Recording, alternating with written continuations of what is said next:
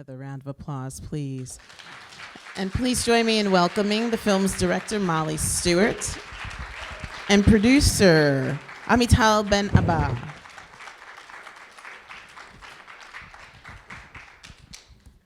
Brava. Beautiful work, you guys. Thank you. So I just saw you. You shared some details, but please tell the audience how you came to this story and came to be following Atalia.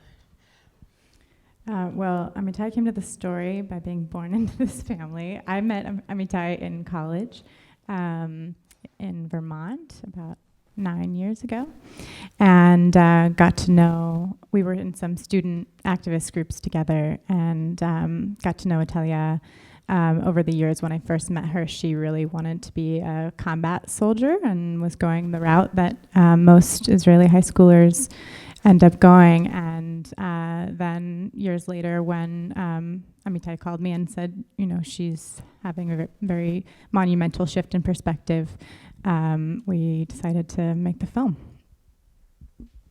And so talk about that process of deciding to document something that, you know, at times was really revealing, at times was risky. Were there moments of Atalia feeling like, oh, you know, I don't want to be on camera or sharing this moment? Talk about how that experience was. Yeah, I was actually very amazed in the beginning how comfortable she was. You know, she studied theater in high school, and she was very, very open to being on camera. And we made a short film first because we didn't have any funding, and that seemed like what we could tackle. And then after the short film got a lot of positive response and some funding to do a feature, it was already 2 years later, and she, you know, had developed and was doing different things with her life, and we still needed to shoot some. You know, we had shot a lot more than the short film had ended up being, but she, you know, she very much still believed in the project, but there were definitely times when we were following her around and really wanting, you know, to make sure she still felt like she was invested, and I think she kind of thought it wasn't going to go much further than the short film, and then when we had our premiere in the fall, I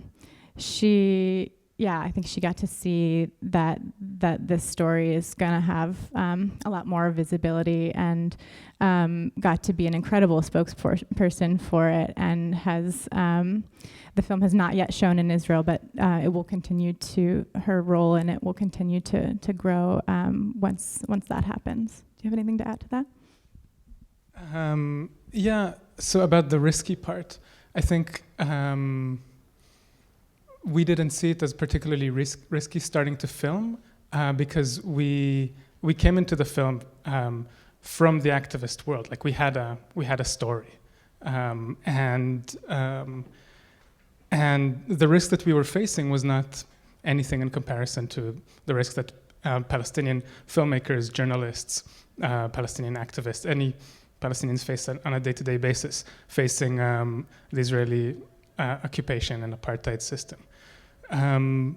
So yeah, that was one of the things one of the risks we were willing to take, just as human beings, and of course as filmmakers as well. And what about her parents? You know, I mean, she was quite young when you first started filming, and were there points where they thought, you know, maybe we don't film this, maybe we protect, you know, Atalia? Like, how was their participation throughout the process? You're really going for the difficult questions, huh? the juicy questions. That's why they pay me the big bucks. Yeah. Our parents, yeah. So at first, I think they saw it as a way to support us in this little project of ours. But then after she went to prison, and started getting attention, and they had to find themselves in social situations defending her position or explaining her position to other people. Then it sort of gradually changed, and especially our mom, Alona Lifshitz. She saw her participation in the film as a way to work towards ending the occupation.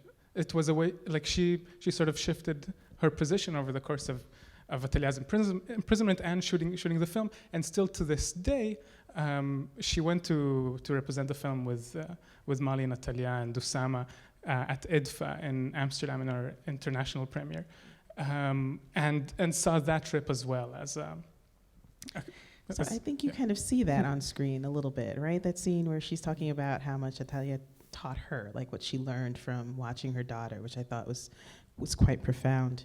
So when did Atalia first see the film, and what was her reaction when she saw it? Was it at IDFA or? No, I mean I sent her cuts all along. Oh, good. I had been sending her many rough cuts, and she would sometimes make time to watch them, but she's very busy. You know, she did 2 years of voluntary civil service where she was very invested in this homeless youth shelter, and then I think was quite surprised when the final product came, and pleasantly so. So I'm grateful for that. And Atalia was also part of crafting the narrative as well. We were on the phone with her writing the script, and so she was on it throughout. Yeah, and particularly towards the end when we're filling in the voiceover gaps. She and in the beginning when she we were really wanting to make sure this was her voice as much as possible, and she always had just brilliant ideas to bring to it. So it really shines through. I'm going to open it up to the audience for questions. Oh, you guys grew. I feel like there's more of you since the beginning. Yes, in the back. Sorry, we hold on to the mics. Yeah, we'll hold it close enough to you. So I have a couple of questions. I think they're brief. The first has to do with the people who signed that letter, and so what happened with them? How many of them refused to serve? And my second question was whether there was an alternative within the Army. That is there an alternative for those who don't want to serve in the territories to serve elsewhere? Sure. So for the letter, as far as we know, none of them served in the military, everyone who signed. However, not all of them publicly refused the way that Atalia did. So some of them found exemptions, but several of them did go to prison, and since she got out, there's been pretty consistently at least one, sometimes several conscientious objectors in prison for the last 2 years. And what's really, there's been conscientious objectors for many years, but what's new about this moment is there's a network, as you see in the film, that's actively recruiting and organizing young women and predominantly young women, but all youth to actually do it in a way that gets media attention, do it in a way that can be used as a platform to speak against the occupation and not just to skirt around service. And Misservot are now organizing a new letter, 2020-2021 letter, and as part of the impact project of the film, we're organizing a letter from the international community and people who watch the film and people who support conscientious objectors to also sign in solidarity and be part of this growing movement. And you as well are very much invited to participate in that. And I think we're we're opening the letter for signatories today, at the day of our New York premiere. Yeah, so you can find it on our website, objectorfilm.com. And your second question was about.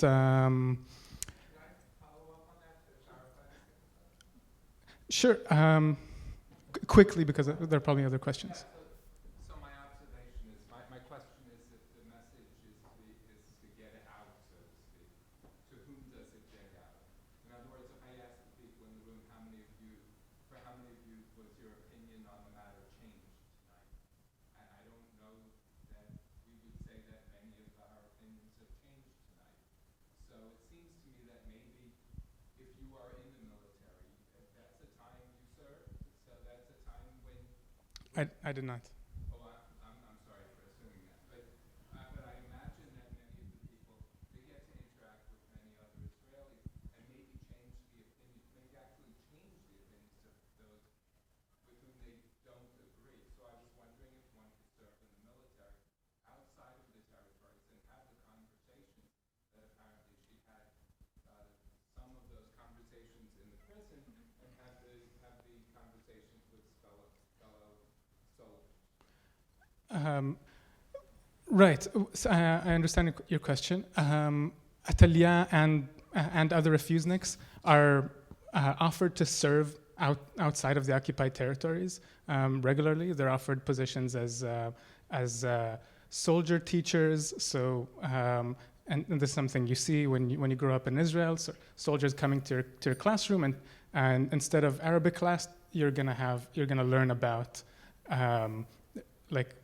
stories of Israeli war heroes and spies in the Arab world and so on. Teachers in uniform, and Natalia was also offered to be a military police, so to be a guard in prison rather than a prisoner.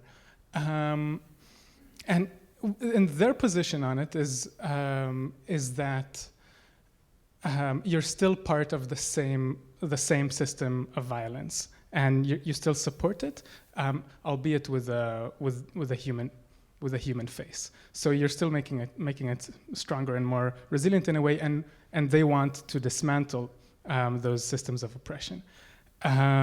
Whether that would give them the opportunity to speak to Israelis in a different way, well, that's the argument that my parents made in the beginning of the film, and by the end of the film, we're sort of disillusioned with that, understanding that you can't really change from the inside. The system crushes you. That's what my mom said.